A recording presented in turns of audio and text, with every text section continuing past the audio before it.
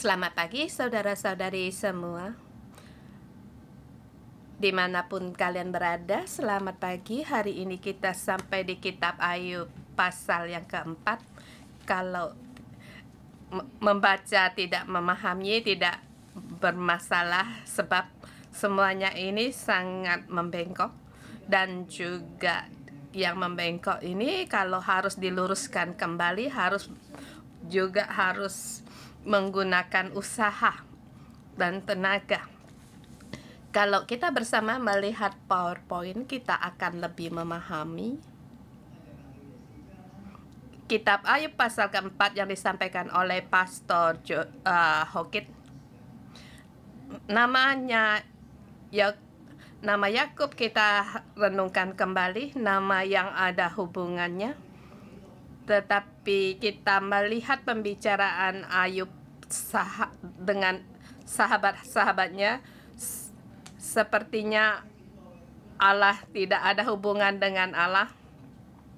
Dan yang menjadi kebingungan dalam penderitaan, Allahnya di mana?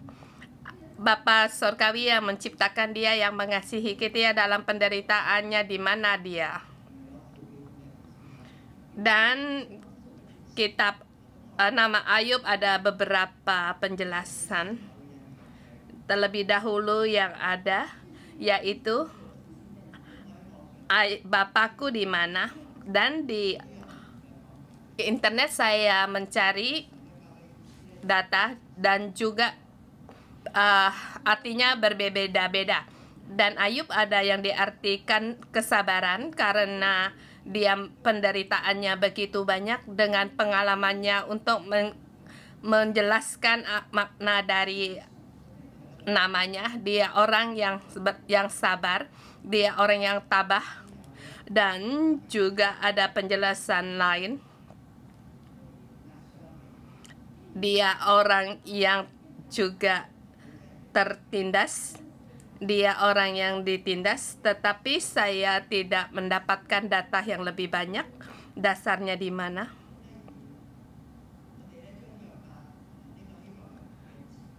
Dan waktu kami meneliti nama Ayub di kitab bahasa Ibrani, kata ini ada dua kata yang membentuk. Satu, Bapa, Af. Yang satunya Ain atau Where. Jadi namanya seluruhnya yaitu Bapakku atau ayahku di mana. Saya merasa semua orang juga mengalami penderitaan, sebab penderitaan kita sendiri yang tahu. Dan juga pada saat kita menderita, sepertinya kita juga seperti keegoan kita timbul, sebab kita mengalami. Dan juga banyak perkataan yang tidak banyak orang mengerti. Kalau penderitaan kita lama, maka keegoan kita akan semakin kuat. Jadi pada kitab Ayub yang terakhir, kamu akan melihat bagaimana Allah membukakan Ayub, seperti kita membaca kitab Kejadian, seperti bintang-bintang di langit, binatang-binatang yang di bumi. Di sini untuk membahaskan tentang keegoisan, dan juga dunia ini dibentuk bukan untuk penderitaan manusia. Dan pada saat kita menderita, kita akan merasakan semuanya aku yang benar, atau sebab penderitaan sangat hebat dan aku tidak bisa melepaskan perasaanku sendiri.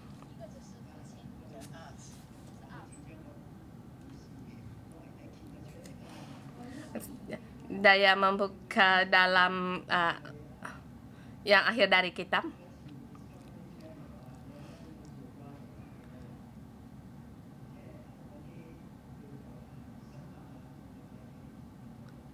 Jadi mengapa ada film-film tentang marga satwa atau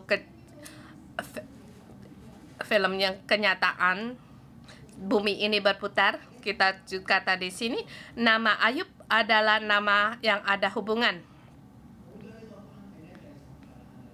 Kalau tidak ada hubungan, Allah di mana? Ada banyak kala kita masuk kitab Ayub dengan konsep yang demikian, seperti menjadikan masalah agak menjadi yang dilipat-lipat, seperti Allah kertas yang dilipat, yang sulit untuk dijamah, sulit untuk dimengerti. Allah yang adil, mengapa menjadikan hal yang tidak adil di dalam hidup saya terjadi di dalam hidup saya? Jadi perasaan keegoan itu sangat kuat. Dia Allah yang adil, dan kita akan berpikir seberapa adilnya Allah. Dan ini pikiran yang sangat jauh dan sangatnya pasang surut, seperti Allah tidak ada hubungan dengan aku. Tetapi kalau kamu tahu bahwa Allah ada hubungan dengan kamu, kamu akan lebih menderita. Mengapa Bapakku membiarkan semua ini menjadikan aku menderita? Tapi saya merasa nama adalah jalan keluar, sebab pada saat kita menderita, kita bukan mencari Allah yang dilipat, tetapi kita harus kembali kepada Allah Bapa kita. Tapi ini adalah perkara orang dunia dan dari turun-temurun, dan banyak orang bertanya, Bapakku di mana? Dan bagi orang modern ini, kebanyakan ayah atau bapak yang tidak hadir. Bapak tidak di rumah, tapi dia tidak, dan juga dia tidak peduli sama kamu. Dan waktu saya kecil, saya di restoran, demikian juga keadaannya. Semua ayah membuka koran, melihat koran, dan anak-anak di belakang koran. Dan pada anak-anak, apa yang mereka berbuat mereka tidak tahu. Itu adalah tanggung jawab ibu. Kalau ibu tidak bisa menyelesaikan, maka ayah akan melepaskan koran dan mulai marah. Ayah yang tidak hadir itu adalah seperti perumpamaan, seperti drama. Demikian juga walaupun dia di rumah, tetapi sangatlah dingin rasanya, membuat perasaan dia sangat sibuk. Waktu saya kecil, mama saya berkata, ayah sangat berat bebannya. Dia sopir taksi. Jangan mengganggu ayah istirahat. Dan perkataan ini membuat hubungan dengan ayah ada jarak. Dan di waktu kecil, waktu muda, sering-sering kali lupa kalau di rumah perlu ada seorang ayah. Dan semua yang kepuasan kami hanya ada di dalam satu gerombolan teman-teman. Dan ini kita katakan masalah dari turun-temurun. Dan juga di kitab Maliaki yang terakhir mengatakan hati ayah kembali kepada anak-anak, dan hati anak-anak kembali tertuju kepada ayah atau bapak. Tapi kenyataan kita banyak menyatakan, aku tidak perlu kamu. Bapak-bapak berbalik kepada anak-anak, dan hati anak-anak berbalik kepada bapak-bapak. Banyak pengalaman. Tapi ada juga keluarga ada yang harmonis, sebab ada ayah yang harmonis, dan di rumah ada ayah, dan di rumah ada seorang yang ayah yang bisa yang mendengar, menyelesaikan perkara, dan juga bisa mendengar suara hati. Dan bagi kita, salah satu pihak, kita harus berpikir bagaimana kita menjadi seorang ayah, dan juga kita sebelah pihak kita harus berpikir juga bagaimana kita menjadi ayah dari orang lain. Ini bukan hanya perkara kaum laki-laki, ini juga perkara dari kaum perempuan. Sebab laki-laki dan perempuan sifat ini diberikan kepada Allah, kepada kita setiap orang, dan kita juga punya watak. Laki-laki punya watak, tetapi juga kata yang awal, kata yang tidak bisa peduli sama orang, tidak terlihat pada perempuan. Jadi kita harus terus berkembang, dan kita lihat selanjutnya. Dan para kitab Ayub ini terbagi dari 3. Di tengah-tengah kita masuk dalam bagian tengah, yaitu pembicaraan atau percakapan. Percakapan ini sampai di pas 42, perkataan yang sangat panjang, dan yang lebih yang kita kenal dari kitab Ayub yaitu kisah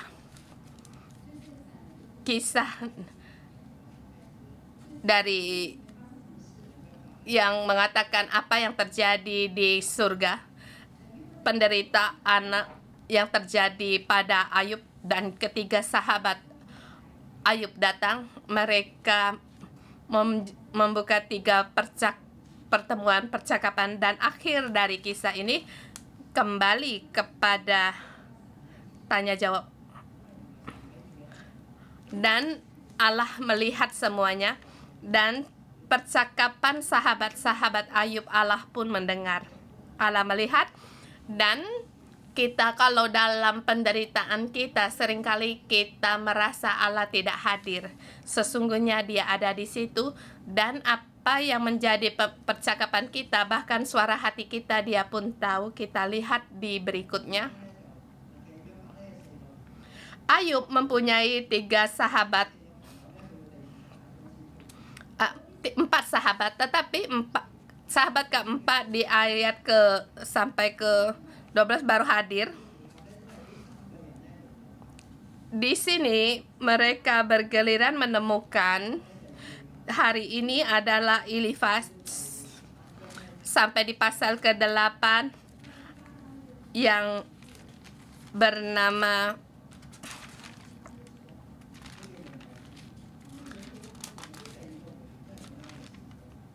Bildad, dan seterusnya.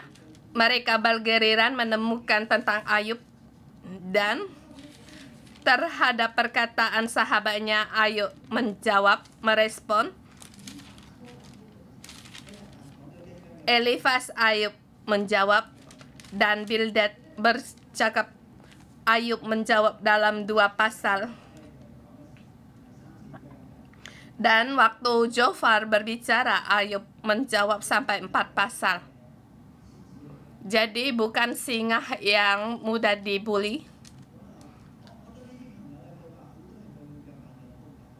Saya mengira percakapan sahabatnya banyak membengkokkan Ayub, termasuk ayat kita hari ini. Ada kalanya juga saya berpikir,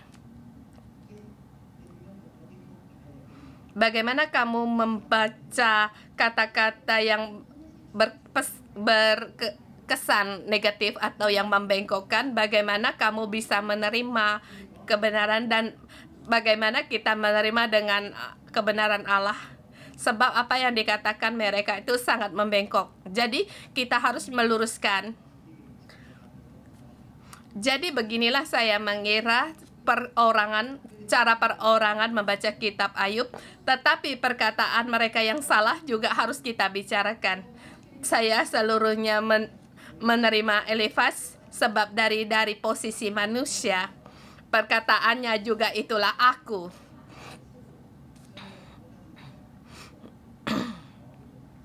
Jadi sangat bagus untuk saya renungkan di berikutnya, karena perkara ini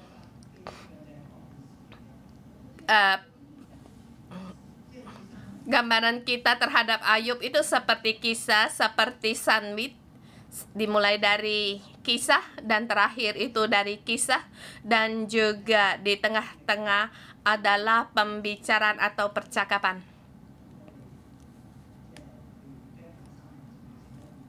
Seperti kita flat daging sandwich, flat dada ayam, kalau kita tidak makan daging ayamnya seperti sangat sia-sia. Jadi kita harus menjepitkan roti sama flat ayam. Jadi kita harus menggunakan waktu untuk mencernahkan, untuk membacanya terus. Dan di poin berikutnya, dan kita melihat Elifas, dia tidak sabar untuk karena Ayub mengutuk hari kelahirannya. Kemudian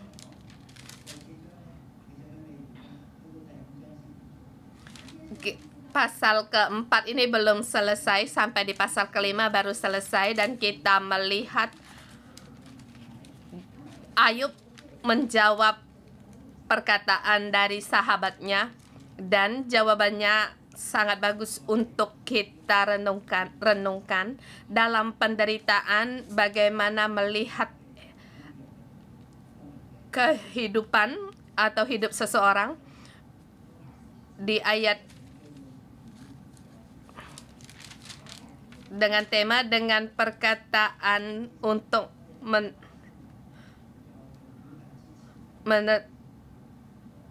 menopang orang yang lemah, yaitu kita juga harus dengan perkataan, kata-kata untuk menguatkan orang yang lemah. Tapi tema saya ada pertanyaan, apakah demikian? Artinya, apakah Elifas demikian?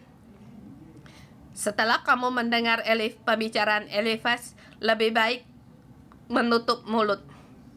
Menutup mulut itu kesembuhan yang paling besar. Kalau dia terus berbicara, akan terus membuat luka. Ada kalanya hubungan kita dengan orang lain juga sama. Kiranya kita menolong dia, tetapi sesungguhnya kita di atas lukanya menabur garam. Kalau kita sedikit omong, mungkin pihak lain akan lebih banyak ruang untuk menghadapi kenyataannya. Kita lihat di poin pertama 1 sampai dengan 5, yaitu dengan orang yang telah, dengan kata-kata membangunkan orang yang telah jatuh. Di ayat kedua, kesalkah engkau bila orang mencoba berbicara kepadamu, tetapi siapakah dapat menutup mulutnya? Di sini Elifas sudah tidak sabar. Mengapa kamu mengutuk hari kelahiranmu? Apakah bisakah tidak ada matahari, tidak ada bulan? Kalau tidak ada cahaya, apakah dunia ini bisa? Semuanya akan menjadi gelap. Jadi ke-6 hari kejadian ciptaan, semuanya itu di cancel. Elifas sudah tidak sabar, tidak dapat menahan diri. Ayat ketiga dan keempat itu sebagai peneguhan terhadap Ayub. Kamu sesungguhnya engkau telah mengajar banyak orang, dan tangan yang lemah telah engkau kuatkan. Orang yang telah jatuh dibangunkan oleh kata-katamu, dan lutut yang lemas telah kau kokohkan. Ayub, kamu guru yang baik. Pada saat orang lemah, kata-katamu sangat menghibur orang. Tetapi mengapa di ayat kelima? Tetapi sekarang dirimu tertimpa. Engkau kesal, dirimu terkena, dan engkau terkejut.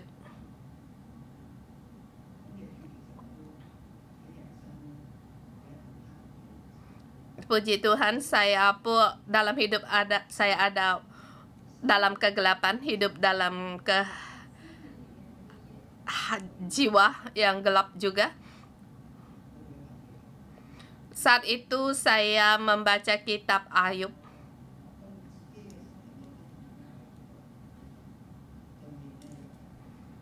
Saya menggunakan pengalaman hidup saya untuk menyamadankan dengan perkataan Ayub. Waktu itu saya tidak tertidur, tetapi waktu itu saya ada terkejut.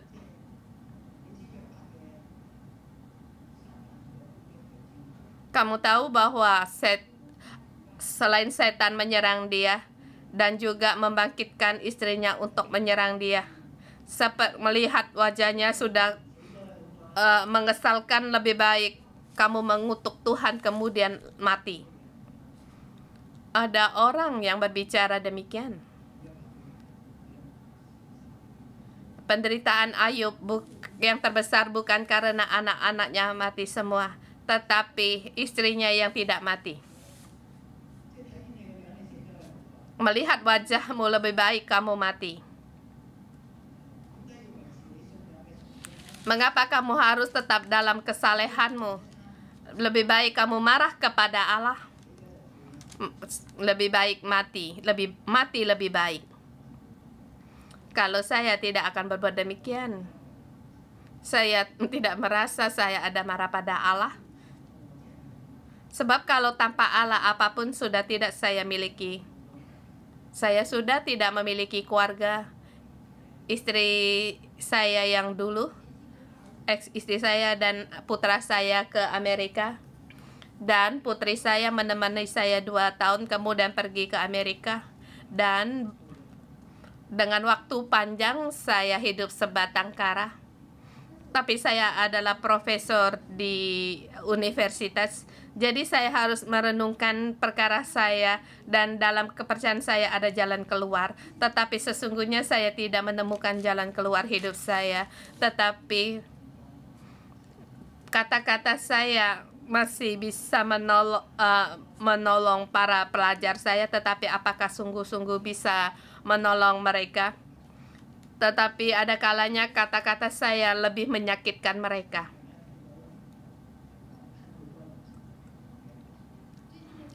Baru tidak lama ada teman saya memberi sayukan perkataan saya yang dulu setelah adiknya meninggal.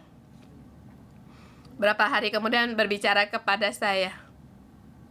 Saya tidak berdaya untuk tidak membawa kacamata penderitaan untuk melihat hidup orang. Kalau kamu tidak membawa kacamata penderitaan orang, maka dia atau menjadi bola matamu melihat penderitaan orang lain. Tapi kamu mengira perkataan saya benar? Tidak.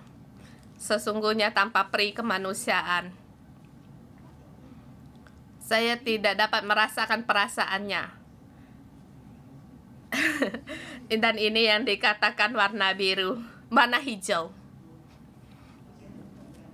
Sepertinya biasa saja mengatakan kebenaran. Kalau kamu ganti kacamata, tapi bola matamu tidak ganti dengan penderitaan melihat orang lain, ya tak ada perubahan. Merasa orang yang lain merasa diri benar, tetapi kamu kalau berbicara dalam keadaan penderitaan pihak lain, kamu tanpa merasakan akan lebih membuat mereka menderita. Setelah mendengar sahabat saya berkata demikian, saya minta maaf kepadanya. Dan saya berpikir dia pasti menderita sakit hati atau menderita cukup lama, bukan 1 hari. Dan kita masuk ke poin yang lain. Apakah benar kita dengan kata-kata bisa membangun orang lain?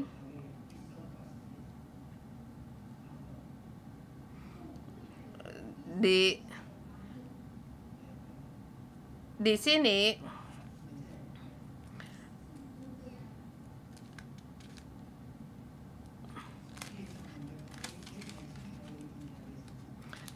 Elifas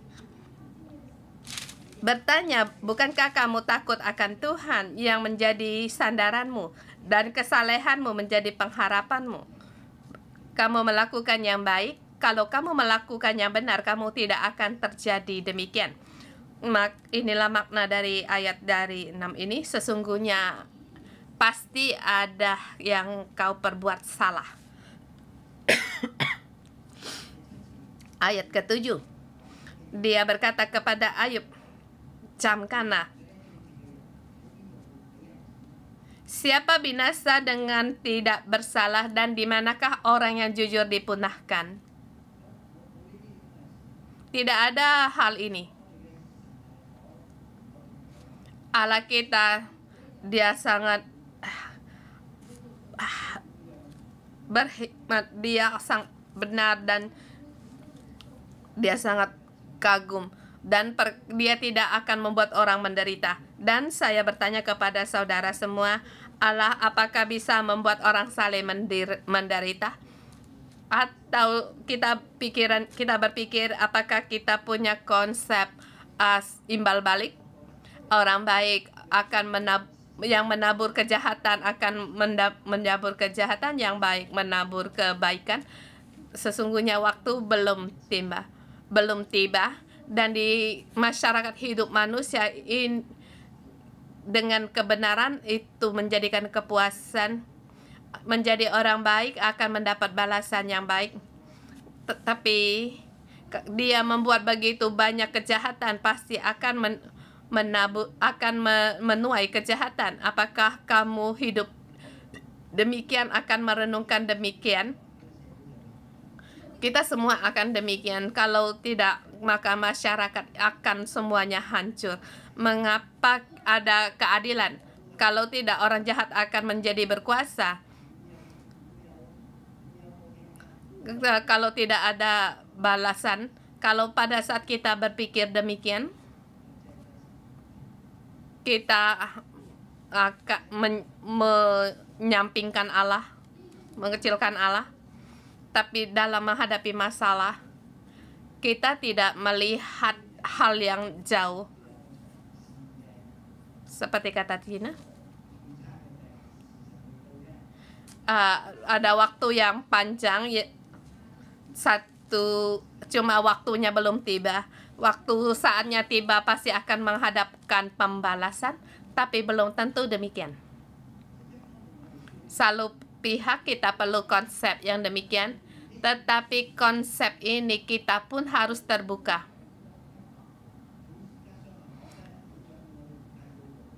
Dia sekarang menyakiti aku, saya sangat ingin dia sekarang mendapatkan penghukuman. Ini perasaan orang yang disakiti, tapi tidak terpikir bahwa diri sendiri menjadi orang yang menyakitkan, tapi selalu merasa diri yang benar. Tapi kita pada saat itu tidak bisa dengan otak kita yang murni untuk merenungkan. Imbal balik. Dalam masyarakat hubungan sesama, itu adalah tiang. Kamu lihat kitab Ayub, kamu akan tahu. Dan juga dalam teologi lainnya juga kamu akan menemukan, ini bukan konsep hanya bagi orang Cina. Di dalam masyarakat berbeda pun akan kamu ketemukan. Manusia sebagai manusia, hubungan antara manusia dan hubungan, semuanya terjadi dalam imbal balik atau tabur tuai.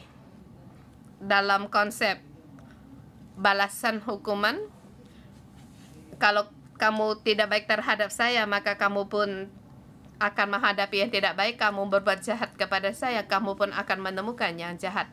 Dari kitab Ayub, kita melihat Allah bukanlah yang menuntut atau menjadi sang pembalas atau yang mengendalikan imbal balik, tetapi Dia Allah yang penuh dengan kasih karunia. Kasih karunia-Nya sangatlah panjang, sangatlah luas, bahkan kita sendiri pun tidak bisa mengukur. Kalau dalam film, ada satu film Rumah Kecil, ayah dari perempuan kecil itu dibunuh.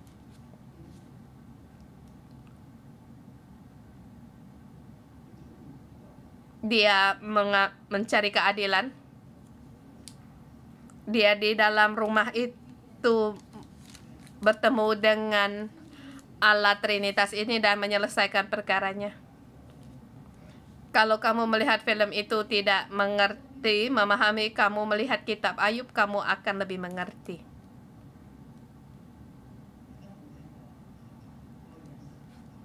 Adakah kalian mendengar Kain membunuh Habal? Habal apakah orang benar? Dan orang benar apakah akan mati atau menghadapi disakiti? Bahaya? Bisa. Tetapi adakah Allah mendengar darah Habel yang berteriak dari dalam tanah?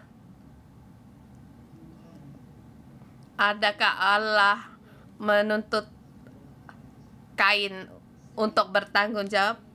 Allah tidak langsung membunuh Kain, tetapi Kain karena membunuh orang mendapatkan ketakutan dari orang yang dibunuh.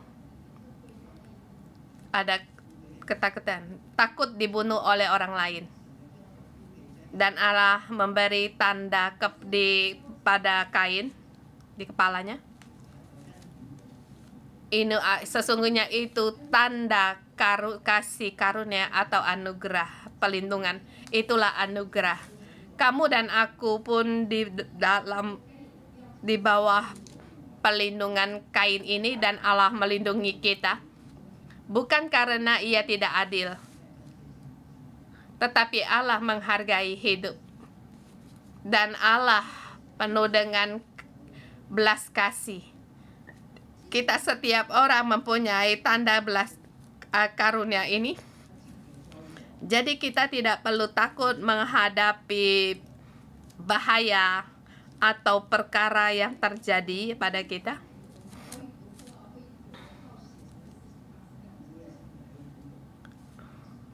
Setiap hari hidup dalam ketakutan. Di ayat ke-7 dikatakan, camkanlah. Siapa binasa dengan tidak bersalah?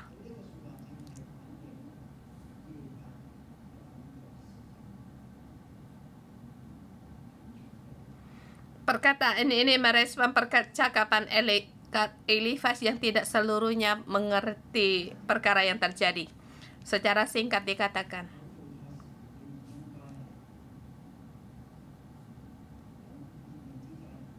sesungguhnya kamu tidak bersalah, tidak seharusnya binasa datang padamu. Apakah kamu dan aku demikian? Sesungguhnya ada yang lain. Dikatakan, lihat, adakah perkara demikian? Kita harus menjawab, Elifas, ya ada hal ini. Ada konsep yang demikian, prinsip yang demikian.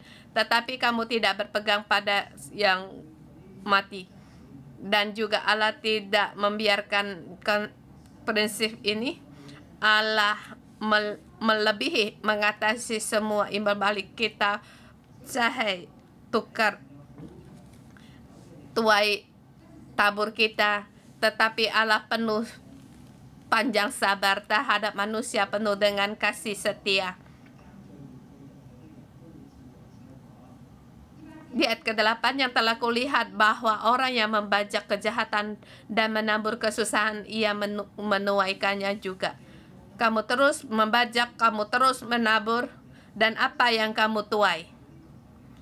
Yaitu kejahatan. Ini adalah prinsip dari tabur tuai. imbal balik. Suatu hari kamu menabur, kamu menaburkan yang jahat, kamu akan juga menerima yang jahat.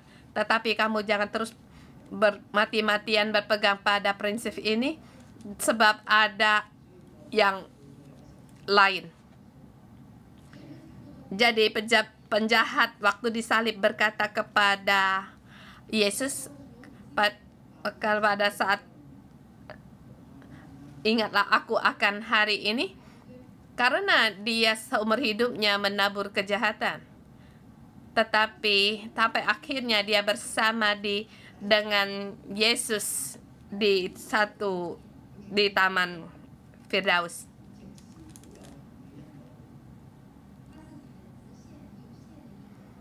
Di sini satu balas tabur tuai yang lurus. Bagi saya pun sulit untuk merenungkan, sulit untuk terima. Dia jahat kepada saya harus dia mati. Tetapi siapalah Elifas? Elifas bukan Ayub. Mengapa kamu mati-matian berpegang pada ini seperti kebenaran yang kekal? Kamu bukan yang orangnya itu. Kamu di situ seharusnya menghibur Ayub. Bahkan dikatakan singa mengaum, kamu akan mati. Bahkan singa meraung, patahlah gigi singa muda. Sebab yaitu mereka menabur kejahatan, Allah sekali turun tangan, mereka semua mati. Mereka di sini mengatakan konsep tuai tabur. Di sini seperti bertanya kepada Ayub, kalau kamu tidak punya masalah, mengapa kamu sampai sekarang? Bagaimana orang yang tidak bersalah akan menderita? Pasti ada sesuatu yang kamu lupa. Mungkin kamu melakukan, kamu lupa. Tetapi ayah melihat apa kebaikan dan kejahatan. Bagaimana kamu membunuh singa hari ini ada padamu, Ayub? Saya tambahkan kata yang tidak ia katakan. Adakah kamu merasa Elifas sangat menghibur Ayub? Bagi saya, renungan saya pun demikian. Pada saat saya mendengar perkataan orang lain, sesungguhnya di dalam saya melekat banyak perkara seperti prinsip tabur tuai, pengalaman masa lalu saya. Dan di dalam almari saya menggunakan banyak perkakas untuk menghadap dia. Apakah kita demikian mendengar perkataan orang lain? Dan juga hari ini kita berkata, kita lebih lagi menghibur orang lain. Tetapi Ayub sangat sulit perasaannya. Dia tidak minum ramuan obat-obatan kita. Ini hal yang kita kenal. Tetapi apa yang tidak kita tahu? Yaitu Ayub yang di depan mata kita. Kita tidak tahu hubungan dia yang sungguh-sungguh dengan Allah. Dia tidak bertanya kepada Ayub apa yang terjadi. Mengapa keluargamu terjadi demikian? Kalau kamu Ayub, bagaimana kamu menjawabnya? Kamu bukan hanya menerangkan terjadi, kamu akan menambah penjelasan sendiri. Dan juga ada juga seperti penjelasan orang yang menderita. Sepertinya kita tidak bisa menerima dengan positif, tetapi dan walaupun menerangkan kembali apa yang terjadi, kita akan menambah perasaan kita. Dan Elifas dengan apa yang ia tahu berbicara kepada Ayub, seperti katakan dia adalah pencemar dari tabur tuai, prinsip tabur tuai. Pasti ada masalah yang terjadi. Poin yang ketiga dari ayat 12. Elifas di sini mendapatkan satu petunjuk, suatu perkataan telah kusampaikan kepadaku dengan diam-diam dan telingaku menangkap bisikan waktu bermenung. Oleh sebab khayal malam ketika tidur nyenyak menghinggapi orang, aku terkejut dan gentar sehingga tulang-tulangku gemetar. Di sini dikatakan pengalaman Elifas yang diberitahukan kepada Ayub. Di sini mengalami suatu pengalaman dalam kerohanian. Saya tidak tahu saudara, adakah kalian mengalami pengalaman rohani ini? Adakah kalian mengalami, yaitu mendengar suatu pembicaraan, kamu sepertinya khayal dalam mimpi, tetapi pengalaman ini membuatkan seluruhnya kamu menjadi gentar. Setiap kali saya ada pengalaman seperti ini dengan Allah, di dalam hati saya mendapat penghiburan, sebab Allah tidak membuatkan saya terkejut gentar sehingga tulang-tulangku gemetar. Bulu roma tegak. Ya, ini aneh. Saya menggunakan pengalaman saya untuk menghakimi Ayub.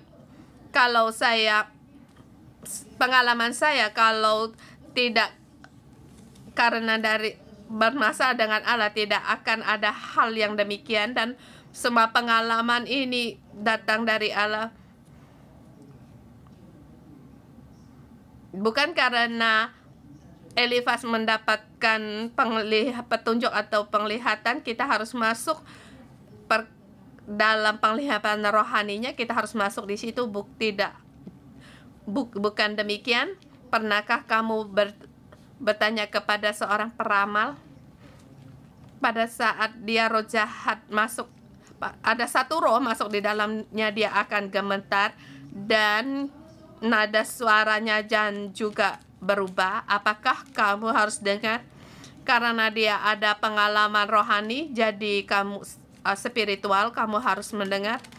Tapi di sini saya beritahukan kita harus memisahkan, dan Elifas menggunakan senjata demikian. Saya mendapatkan penglihatan, dikatakan suatu roh melewati aku.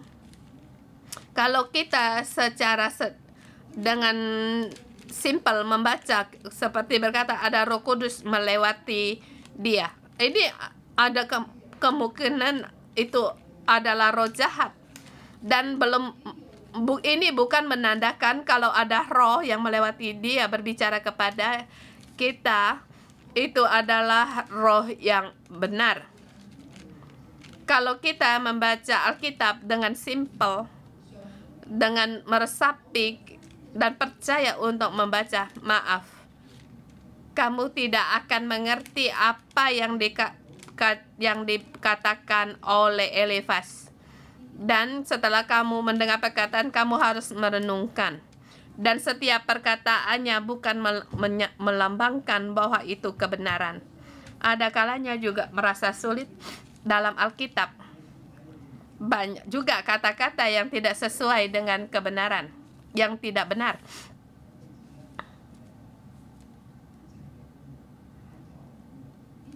Hanya ini berkatakan ini adalah berkakas yang bisa diambil dari di baliknya. Kita tahu sekarang kita membaca hitam dan putih. Setidaknya aku bisa mengadakan jarak dengan Elifas. Tapi ada kemungkinan saya juga Elifas. Saya akan berkata yang salah karena keterbatasan. Saya tidak berkata yang lebih banyak. Kita bersama untuk menyembah Tuhan.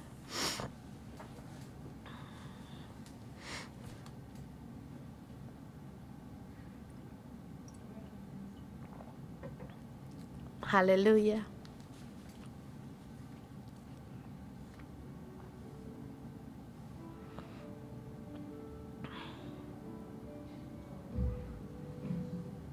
Ya Tuhan, kami datang di hadapan Engkau. Engkaulah sandaran dalam hidupku.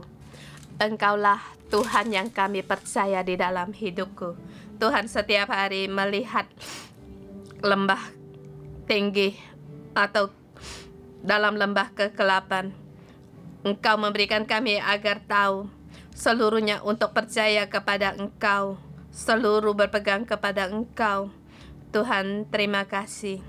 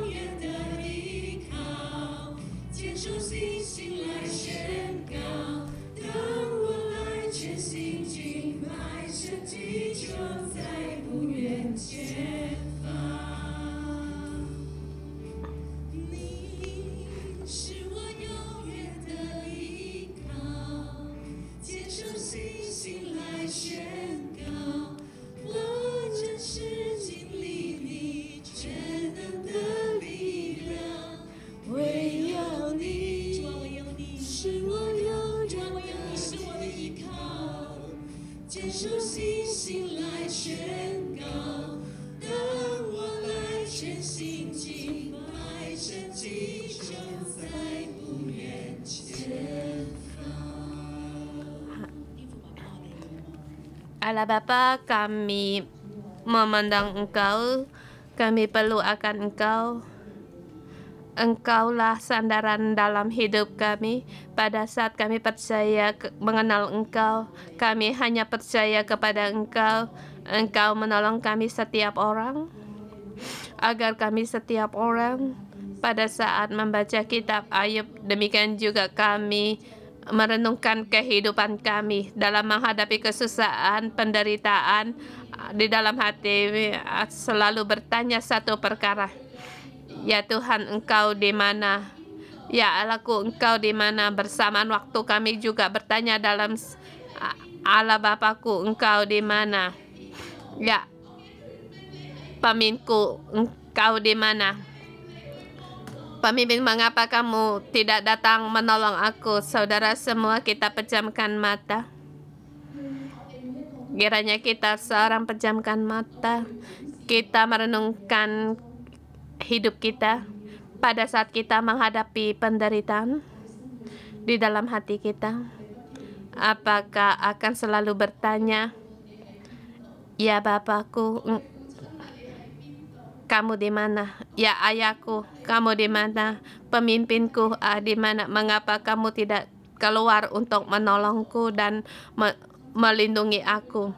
Bahkan kita berpikir, ya Allahku, Engkau di mana? Jalan keluarku ada di mana?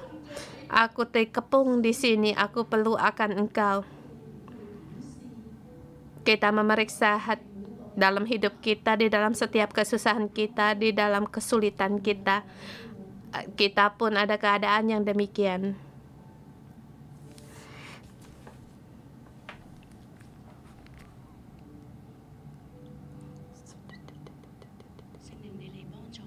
Roh Kudus, Engkau datang untuk menolong kami, menuntun kami dalam kembali keadaan ini. Kami tidak mau dikurung, kami tidak mau dibelenggu akan semuanya ini.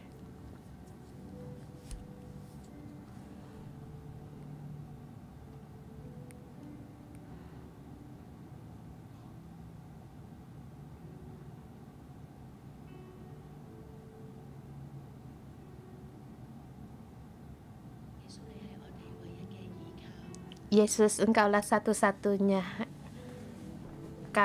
yang kami percaya. Kami hanya memandang kepada Engkau. Engkau menolong kami di dalam keadaan yang sulit. Kami beritahukan kepada Engkau, ya Allahku, aku di dalam kesulitan ini. Aku terkepung, tidak bisa keluar. Dan juga bersamaan waktu di hari ini, aku masih di dalam kepungan ini. Aku seluruhnya ingin mendapatkan Engkau sembuh dan keluar dalam kesusahan ini, kesulitan ini. Kesulitan-kesusahan ini tidak bisa menghalangi kami.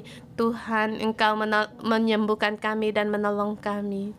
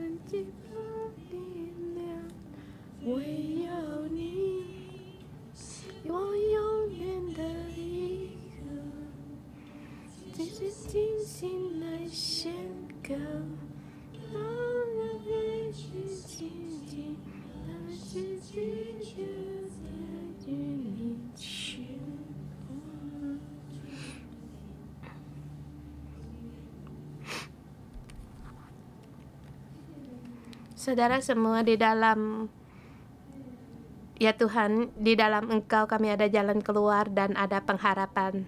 Tuhan, di dalam penderitaan kami merasa sebatang kara, merasa tidak berdaya. Bapa kami di mana, dan bersamaan waktu kami menghadapi anak-anak kami, anggota sel kami, pada saat mereka menghadapi kesusahan. Kami sebagai ayah, ibu, kami sebagai ketua sel, bagaimana kami menolong mereka untuk keluar dari kesusahan ini? Kalau kamu adalah ayah, ibu orang lain atau ketua sel, mohon Tuhan untuk menolong kita. Di dalam ketua sel, di dalam anggota sel dan anak-anak kita, di dalam pada saat mereka lemah, apakah kita memberikan kata-kata yang tidak enak didengar? Pada saat mereka tidak mengerti, apakah kita memberi kebenaran? Apakah kita membiarkan mereka terus untuk disakiti? Ya Tuhan, mohon Engkau untuk menolong kami sebagai ayah dan ibu, sebagai ketua sel. Sungguh kami tidak bisa menjadi seorang ayah dan ibu dan ketua sel. Kami mengira berbicara pada hidupnya. Tetapi karena lewat kata-kata kami,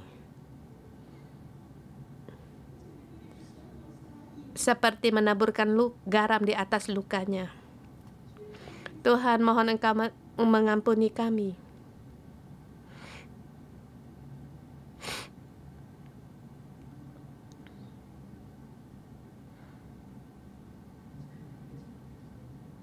Saudara-saudari semua, mari kita berdoa.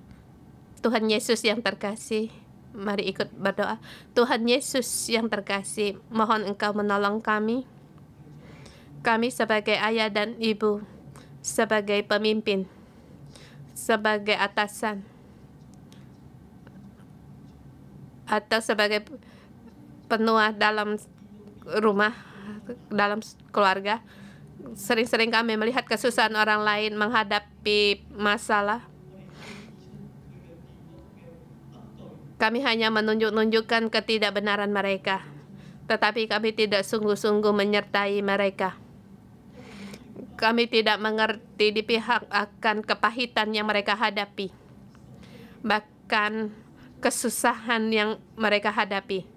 Kami hanya menggunakan perasaan kami sendiri, menggunakan kebenaran yang kami tahu, merasa menurut kebenaran sendiri, memberitahukan seharusnya kamu demikian. Tuhan, ampunilah kami. Tuhan, kami sungguh tidak menyertai mereka. Kami tidak menyertai orang-orang yang remuk hati. Kami hanya berharap lewat perkataan kami membawa orang-orang keluar dari masalah mereka. Tuhan, ampunilah kami. Kami melakukan yang tidak baik. Tuhan, pada saat Engkau mendengar doa-doa kami, pengampunan-Mu ada pada kami semua orang, tetapi ada di tengah-tengah kami. Kami pun disakiti. Di dalam kami punya kepahitan pada Tuhan, bahkan kami menggerutu, bahkan kami mau meninggalkan Engkau. Dan juga karena penderitaan yang disakiti bersamaan waktu dengan menggunakan perkataan untuk menyakiti orang lain, menuntut hutang orang lain. Di tengah-tengah kami tidak ada keadaan yang demikian. Ya Tuhan, kami tidak bisa menahan mulut kami. Kami kesusu. Sepertinya kami berkata mengasihi pihak lain. Kami ingin kamu baik, kami ingin kamu berjalan lurus. Tetapi sesungguhnya kami tergesa-gesa, kami mulai menghakimi, kami mulai menunjukkan, dan juga bahkan dengan bingkai kerohanian membingkai orang lain. Ya Tuhan, karena karena kami pernah menyakiti, kami pernah disakiti dengan kami juga menyakiti orang lain. Kami tidak memberikan kasih kepada orang lain, tetapi Tuhan hari ini kami melihat, kami tahu ketidakbenaran kami. Tuhan hari ini kami bukan hanya di sini untuk mengaku dosa-dosa kami, dan Tuhan mohon Engkau lebih dalam lagi menyembuhkan kami yang pernah disakiti.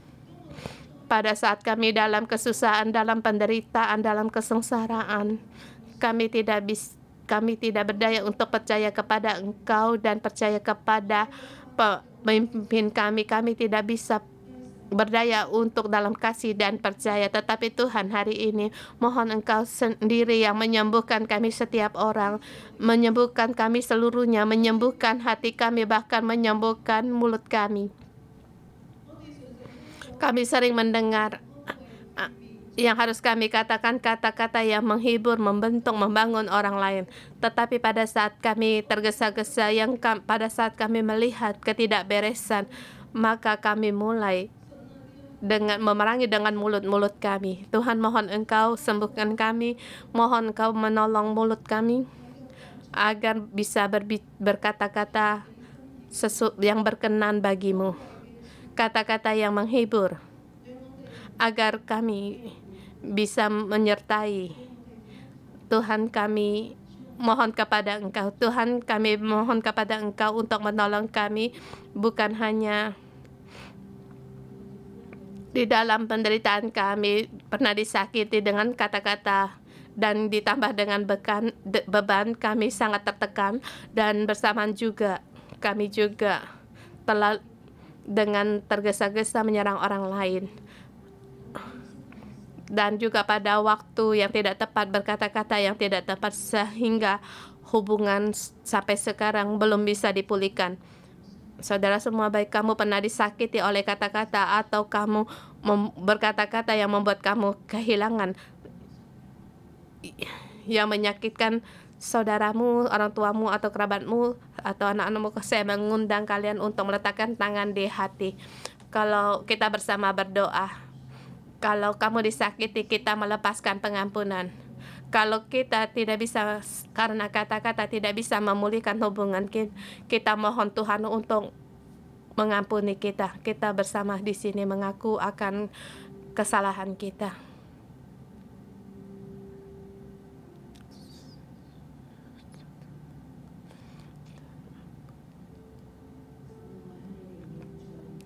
Ya Allah, aku mengaku kepada Engkau, mohon Engkau mengampuni aku. Mengampuni aku pada saat aku berkata tergesa-gesa, aku menyakitin orang lain. Tuhan ampunilah aku pada saat aku mengira tepat, aku hanya berdiri di pihak aku sendiri, aku menyerang orang lain. Tuhan ampunilah aku mengira berbuat baik kepada orang, berkata-kata yang tepat, tapi aku menggunakan caraku sendiri pada orang lain. Rupanya aku menindas orang lain tanpa aku sadari. Tuhan ampunilah aku, karena aku baik. Aku mengira perkataanku itu tepat, tetapi sangat jelas aku tidak sanggup melakukan. Aku menyakitkan orang lain dengan kata-kataku, karena kata-kataku orang lain terjatuh. Tuhan ampunilah aku perlu akan Engkau. Sungguh Tuhan, aku bersyukur dan terima kasih percaya dan menyertai Engkau, sebab Engkaulah sandaran kami, Engkaulah Tuhan kami. Mari kita bersama memuji Tuhan.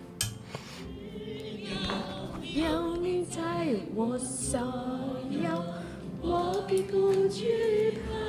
sans了你的生命，你的应许，永远不放弃。只要有你在我所有，我必不惧怕。sans了谁的生命，至善至柔，可颂可畏，施行其事。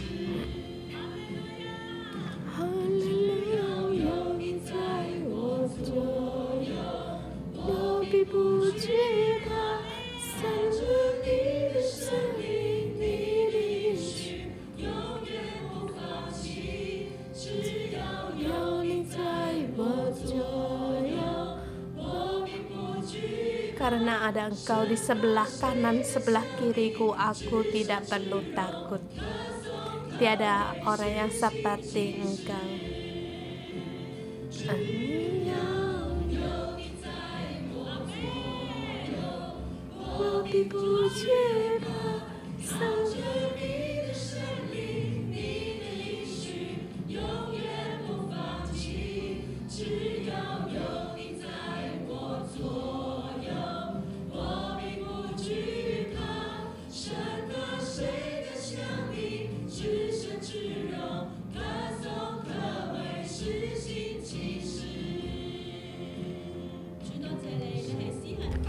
Tuhan, kami berterima kasih Engkau melakukan hal-hal yang ajaib.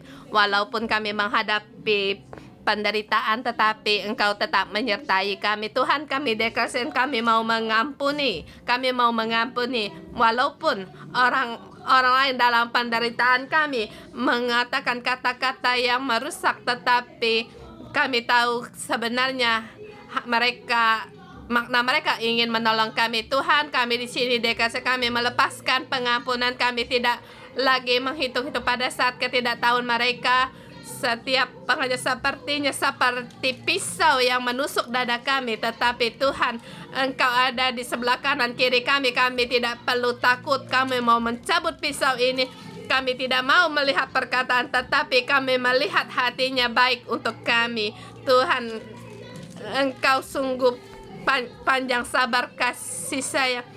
Saudara semua, saya mengundang kalian, kalau dalam hubungan masih dalam tegang, mereka lagi disakiti oleh kata-kata yang belum bisa, kita bersama berdoa, kita memberkati mereka, kita mohon Tuhan, kita keluar dari yang menyakitkan ini. Kita bersama berdoa.